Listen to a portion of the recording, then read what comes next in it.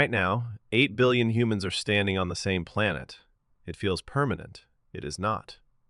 7 times, the chain almost broke, from a volcano that dimmed the sky to a warning system that nearly started a nuclear war. You are here because in each of those moments, the next mistake never happened. About 74,000 years ago, Toba erupted in Sumatra. Rock and ash punched into the sky. The atmosphere darkened, and the climate shifted across a huge region. For years, researchers have argued about the human cost. Some older models proposed a severe genetic bottleneck. Other archaeological evidence shows that some groups continued through the eruption. The exact number is still disputed. The danger was not. Food became harder to find. Temperatures fell. Small groups crossed a colder, darker world with almost no margin for failure. About 12,800 years ago, the Ice Age was winding down. The world was getting warmer, safer, easier.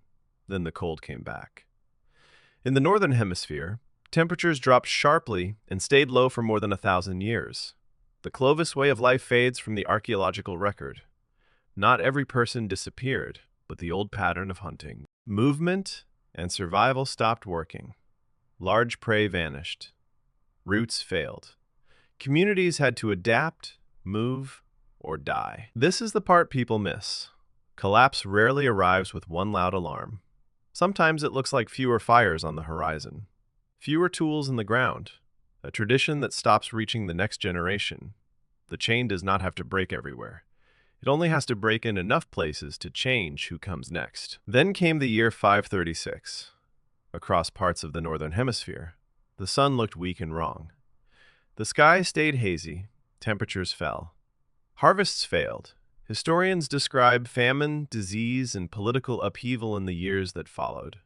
The cause was probably one or more major eruptions. Though the exact sequence is still debated, this was not the end of humanity. It was a climate shock arriving before anyone understood the climate was changing. Farmers could not negotiate with a dark sky. Kings could not order summer back. For ordinary people, one failed harvest could become a death sentence. In 1347, ships from the Black Sea reached Europe carrying more than cargo. Yersinia pestis, the bacterium behind plague, moved through networks of fleas, animals, and people. Europe had no antibiotics, no germ theory, and no reliable idea what it was fighting. Within several years, an enormous share of the population was dead. Estimates vary, but many historians place the European death toll somewhere between 30 and 60%. Cities emptied. Villages lost entire families. Trade stopped. Governments struggled to function. The plague did not erase humanity, but it tore through a society people thought was permanent. In 1918, a new influenza pandemic spread through a world already exhausted by war. It did not only kill the old or the already sick.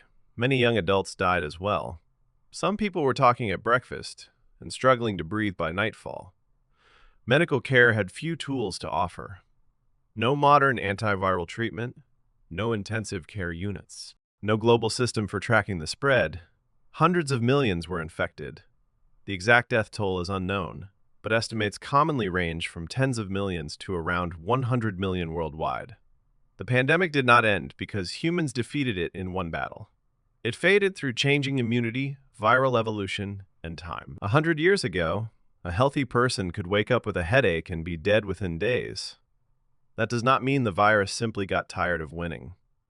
Pandemics change as they move through populations. The danger can fade. Then, it can return in a different form. Survival is not the same thing as victory. In October 1962, the United States and the Soviet Union came closer to nuclear war than most people realized. Soviet missiles were stationed in Cuba, 90 miles from Florida.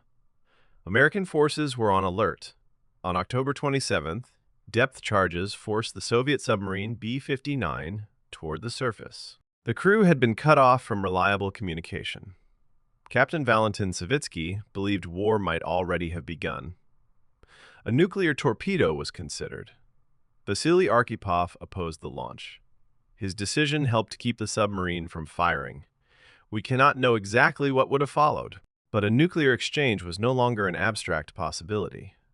It was sitting inside a dark submarine under the ocean. 21 years later, another crisis began with a machine screen. On September 26, 1983, a Soviet early warning system reported that American missiles were incoming. The duty officer, Stanislav Petrov, judged the warning to be false. The system showed too few missiles for what would have been a real first strike, and ground radar had not confirmed the attack. Petrov did not treat the alarm as proof. He reported it as a false warning. The system was wrong.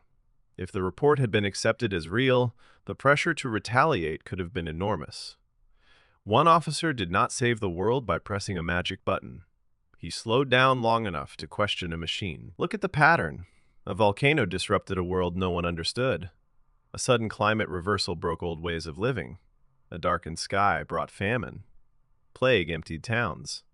Influenza crossed a planet at war. Then two nuclear crises placed the future in the hands of a few people working with incomplete information. None of these moments proves that humanity is doomed. They prove something less comfortable. Large systems can fail faster than individuals expect. Sometimes survival depends on a community adapting, a scientist checking the evidence, or one person refusing to turn a warning into a war. Which moment felt closest to the edge? Put a volcano for Toba, a microbe for disease, or a radioactive symbol for the nuclear crises in the comments.